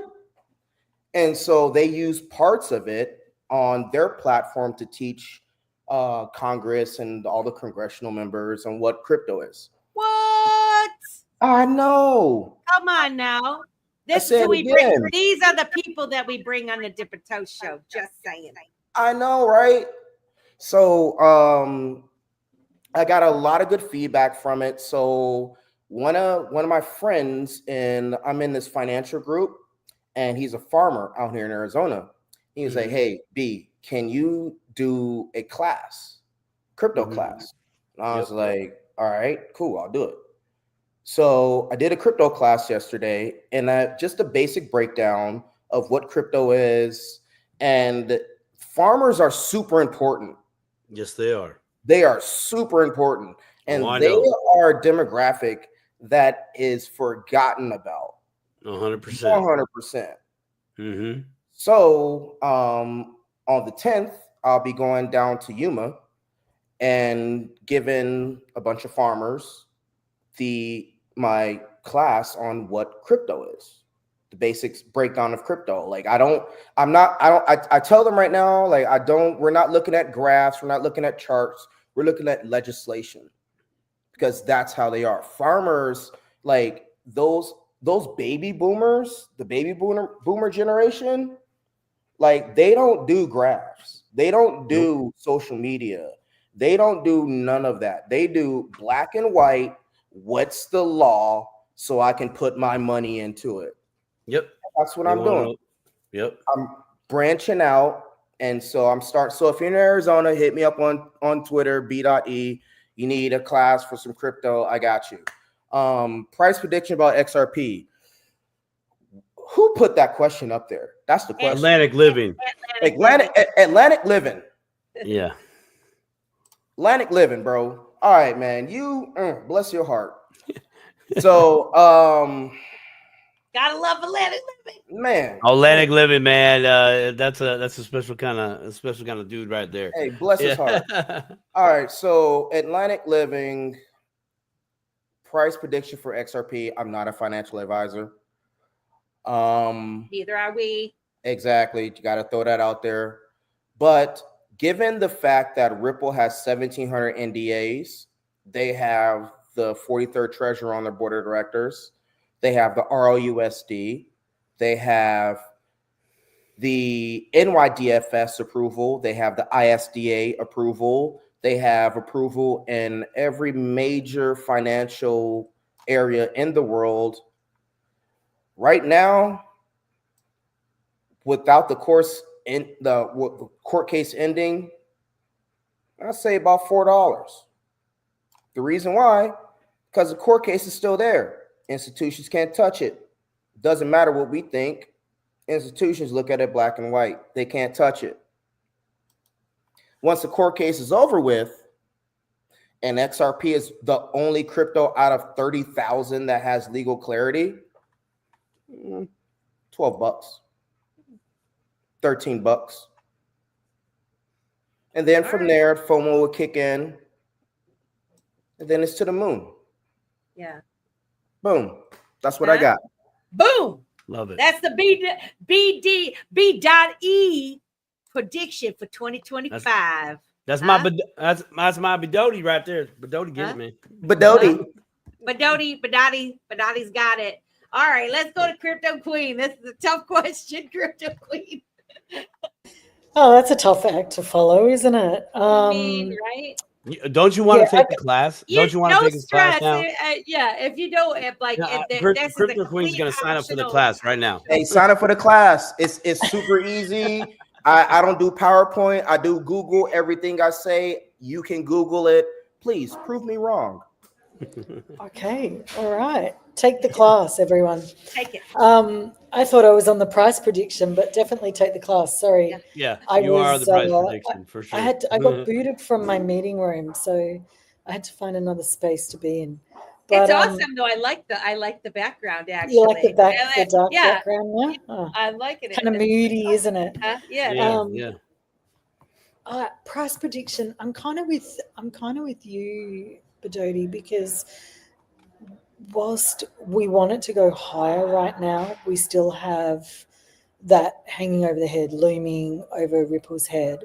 So whilst Ripple is not XRP ledger, and the XRP ledger lives on without Ripple, there is still the institutional sales caveat on them right now. Yeah. So yeah, I think conservatively maybe somewhere between 10 and 13 is my kind of TA. I'm digging that 10 to 13. I mean, it seems First back to logical, all-time high, right? right? And then anything can happen, really. But- That's what I think. But one thing though, one thing, I'm so sorry. Am I allowed to do this? Yeah. Sure. Well, you just did it, man. It's free country. Go for it. Rock on. You're right. Rock on. Let's go. One thing that a lot of people don't look at is the Ripple stock. Oh yeah. The Ripple stock. The Ripple stock. I actually talked to E-Trade yesterday because I was asking about it. And 6 months ago, Ripple's valuation was at $11 billion. Today, it's at $30 billion.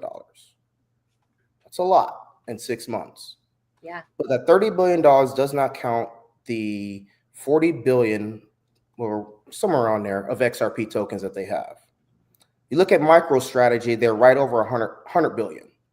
Well, Ripple alone, their XRP tops that. It meets it. But you're not counting in the 1,700 banking NDAs they have. You're not counting in the RLUSD because with the Genius Act, the Tether USDT, bless their heart, and it might not be too welcomed in America after that gets signed into law. So that's what $200 billion, whatever market area, whatever it's called. So 60% of that goes to Tether. Hey, Don't forget So- the Flare integration. you got Flare integration. I love you all, but I have to go. There's a fire evacuation in the building I'm in. Oh my God. God, okay, well, girl. be safe. So Love I you. love you. Be Thank safe. you so Thank you much for coming having on me. Dip-a-toe. But I'm Yes. gonna Coming on go. Dip-a-toe, Crypto Queen. Yes. Please let us know you're okay once you're safe. Okay. All right. Bye. Bye. Oh my Well, God. that's scary. Oh my that just- damn. Yeah. Clutch I the hope pearls. she's okay. Yeah. Jesus. Holy smokes. I Yeah. want to say thank you to Team Green Carpet Cleaning. Gave us you guys. I will. Can I just pause this for 1 second? I honestly, We can't pause. It's live. I just want to say I was just testing this out. I didn't even know how it worked or anything like that. And really, really super appreciate the love, you guys.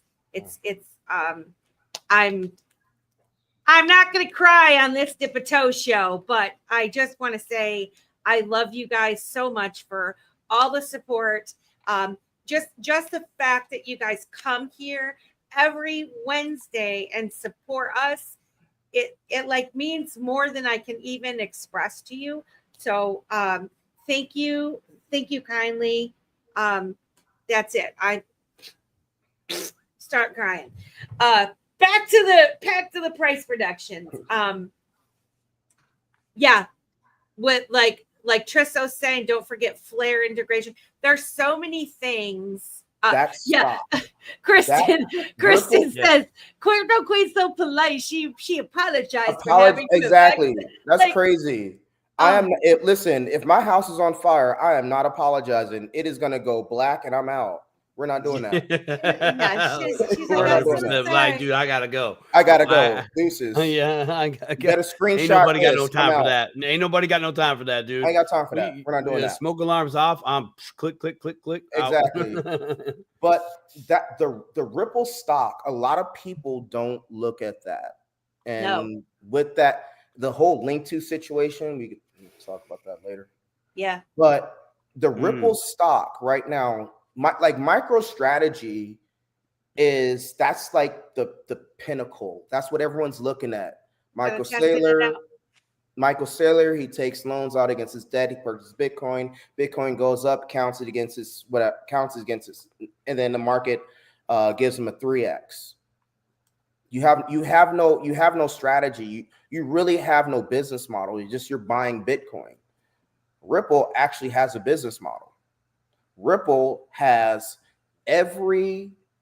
for the people listening, just go ahead and Google ISDA Ripple.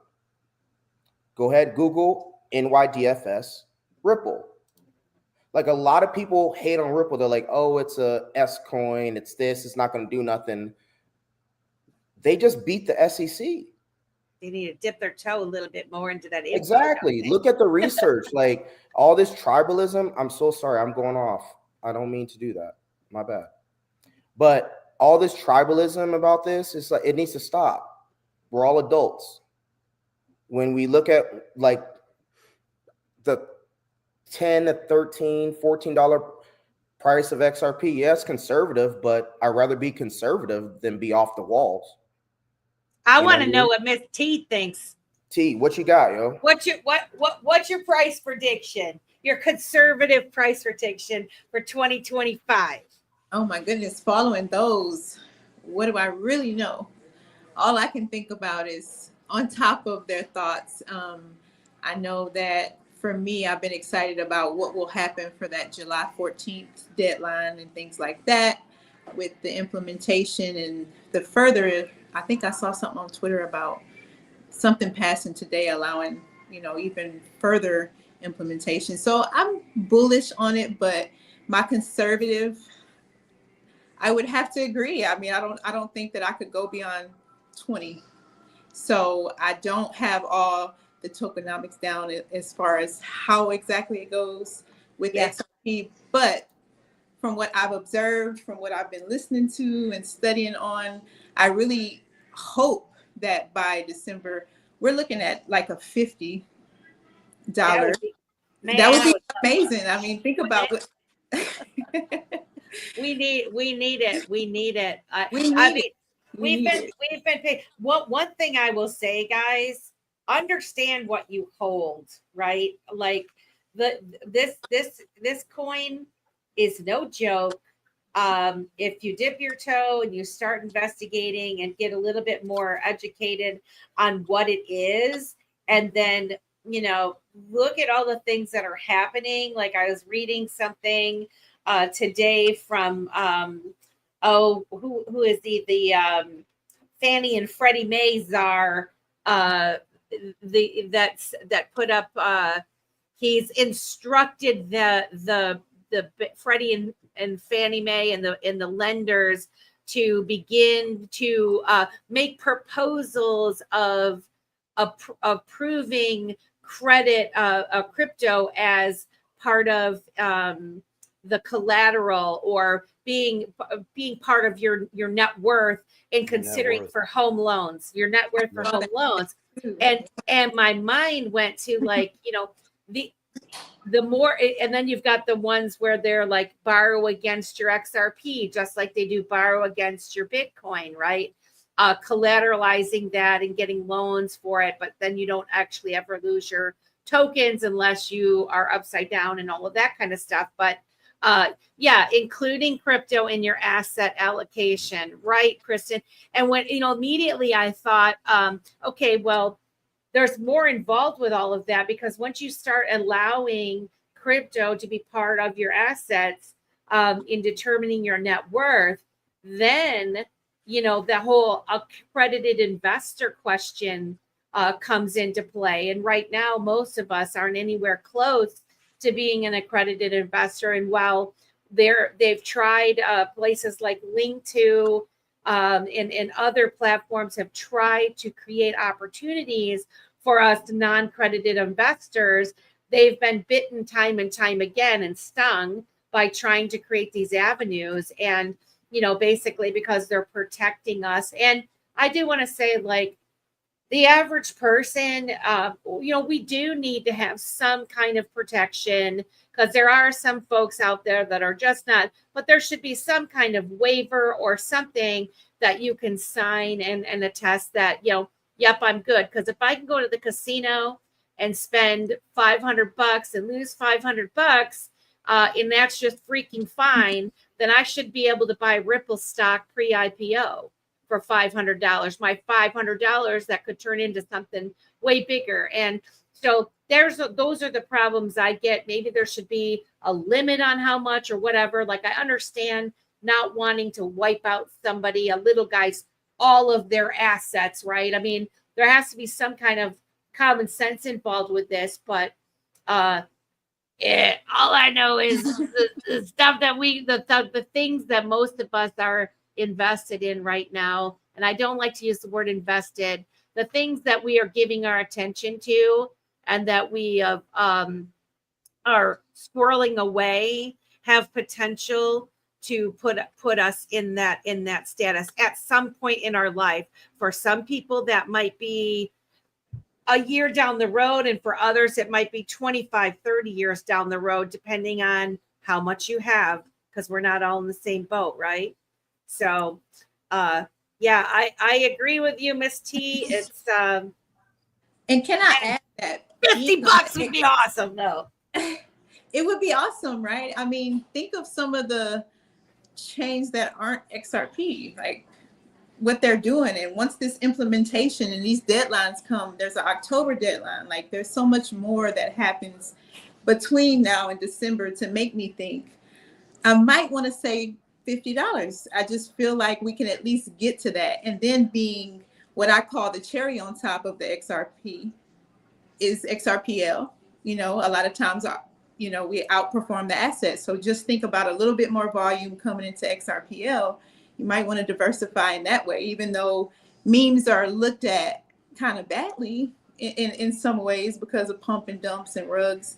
XRP, just like XRPL is different. So I just want to highlight that you have a chance to really, really exponentially grow your XRP bag using an XRPL meme coin, turn utility like poo-poo. So I just wanted to add that on for those that didn't know that that's possible. Some of us have started into a meme with 1 XRP and come out with 270 or 1,000. So man, I because I dip my toe. I dip my toe slow. I mean, But I've heard a lot of people doing that, and you know, I would just say that you know, only put in what you can afford to lose if you want to do it, because it is much like gambling at this point with a lot of things, unless you really know the project and understand where it's going and there's trust involved and yada, yada, yada, and all these things. But always realize that, yes, something can go wrong. You know, Simon once told me, you don't lose money unless you sell. And you know, I've invested in some projects that were kind of ruggy. Sorry to laugh. I just we've got about 7 minutes left. I don't know if Asi can hear me. I know he was having audio trouble, but I wanted to give him an opportunity to respond. And then I think really what we have time for, and hopefully I want to invite everybody to the after space that I've got it set up to start at 10:10. And so we can continue this conversation. If I know 2 hours has been a long time for you guys to speak yes, but I would love it if you could come. If not, I totally understand. I'll be there. Well, awesome. We will have a continued engaging conversation surrounding these topics. But Buzzy, Asi Nasci, can you hear us? I don't know if you can or not. Give me a Because second here. we got I this. can. All right. Cool. What's your 2025 price prediction, conservative price prediction, if you feel like sharing for Okay. XRP? Yeah, let's just use what we know. Let's use last year's metrics, which was at 30 cents and it went to 330, right? Um, I like to say we respectfully maybe 589, 5.89. Why not? Because people have to ask the right questions, and the right questions is this available in my jurisdiction? And then once people start asking those questions, people start getting FOMO. Oh, so do you think 589 by the end of 2025 then is Yeah, as high as it's gonna go? $5.89. Just because, $5. And I yep, like why what you not? Yeah, threw this in he said there. $4. Yeah. Is this in my jurisdiction? Because guys, the picture that Asi snapped in New York City in Times Square was a ripple sign. And if you read the bottom of it, it said, is this in my jurisdiction? And that is that's a great question to ask, because it's not in everybody's, is it, Asi? No, it's not. But like who said from Meth Labs, it's all about, how you structure yourself so you can pretty much, perform. And I'm learning a lot from the greats. So please keep sharing your experiences. And a lot of us are here paying attention and listening. So thank you. All right, before we leave, let you leave. Quick best tip for newbies entering into the crypto space. Awesome. Okay. Well, first, I tell them to download Twitter and get on, Coffee and Crypto with Stone. So there's a lot of informative people there. And also for the ones that don't want to get on Twitter, we have BdotE Show on YouTube. So it's really easy, user friendly. You guys are already doing it all, man. And we have Poo Poo. You guys are pretty much easy, digestible, and I like to say easy on the eyes. So thank you guys so Aw, much. you're so sweet. You're so sweet. We appreciate you coming to the BdotE Show, and I definitely, if like I said, if you can join us in the after space, that'd be fantastic. It'll start about 10:10. If not, we'll see you next time. But yeah. But before you go, it's not over yet, guys. We got 4 minutes left. So let's go with Brandon. What is your tip for the newbies? My tip for anyone getting into crypto, honestly, follow the regulation. Follow regulation.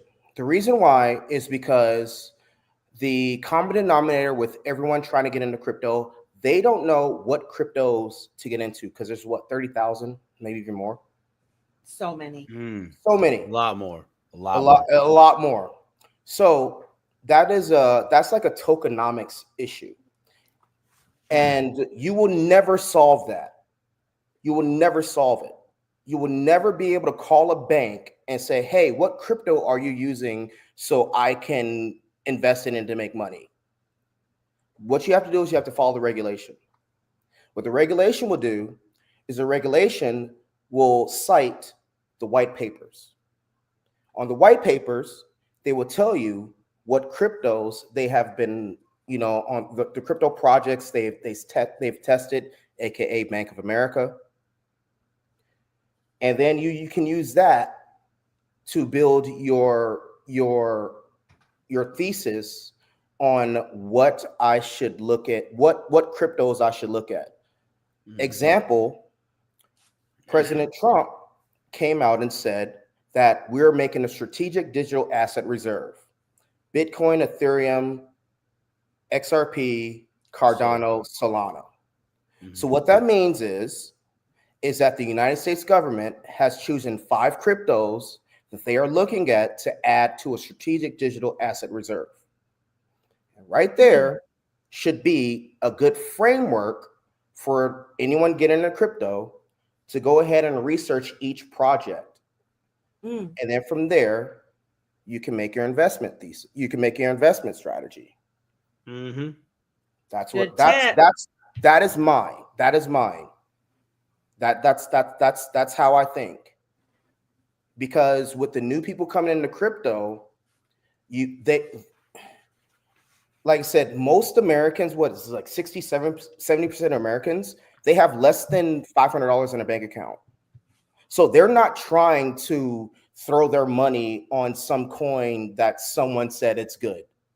Someone it's going to make some money on it. They want to look at the actual regulation. They want to look at, hey, this is what these institutions are using. This is what's regulated. This is it's just with me. I'm a regulation guy, Air Force guy, Lockheed guy. So I look at if for anyone new, look at the regulation, look at the Genius Bill, look at the digital. What was Simon? What was that? Fit 121 or Fit 21. Fit 121. Follow the digital chamber, and what that will do is that will give you a framework on what and where you should put your money at if you do decide to invest, because we're not financial advisors. All right. Very good. We got like no minutes left, but I want Miss T to give her tips for the newbies, crypto newbies. For crypto newbies, I would say stay a student, be a diligent student, learn. You are coming into a space or going onto somebody's TikTok, you are in the college of crypto. There is no college. There is no crypto degree. You could be the future professor of crypto. So always remember to be a student. Go where your community is as far as finding what appeals to you most and thrive there. There's so many things that you can tokenize. You can tokenize your talent. So just make sure that you're learning, that you're kind of really, I just say that we're really in the sandbox in this. Like we can innovate and innovate and innovate and dream. So stay who you are, be the creator, be the dope thing that you are. If you're into fitness, if you're into golf, like you can find a lane here in crypto. And there's so many different projects coming about that, just stay learning. Like you are in one of the most unique spaces in time financially. So just be ready to have your pen and paper out and also have your vision board out and dream and just go with your heart and just like our CTO Dev is very protective of us. So be protective. This is a business. This is your future. This is your legacy, but also let your heart lead as well. And just find your space and stay true to who you are. That was well said. Excellent. Excellent advice. I really appreciate it. Man, we loved having you guys. I'm so sorry. We loved having you guys. Disrespect your time like that. So thank you so much for allowing me the space to still be here amidst some chaos. That's kind of the world right now. It's chaos. So thank you so much. It's life. We appreciate you guys coming to Dip a Toe. I want to thank everybody. There's 465 people watching this evening. What a fantastic panel. Thank you to Miss T, Brandon, BdotE, Asi Nasci, and our friend Crypto Queen, and all of you lovelies in the chat. Triso, Team Green, and I can't find the other fella, this brand new fella, Mike Concha. Thank you so much for the super chats, you guys. That was very nice of you. We really appreciate it. I hope that you guys come over to the after space. And Simon, any final words? As you know, on this show, you keep thinking, you keep growing, and you keep dipping that toe in. Love everybody. All right. We love you guys. Have a good rest of your day.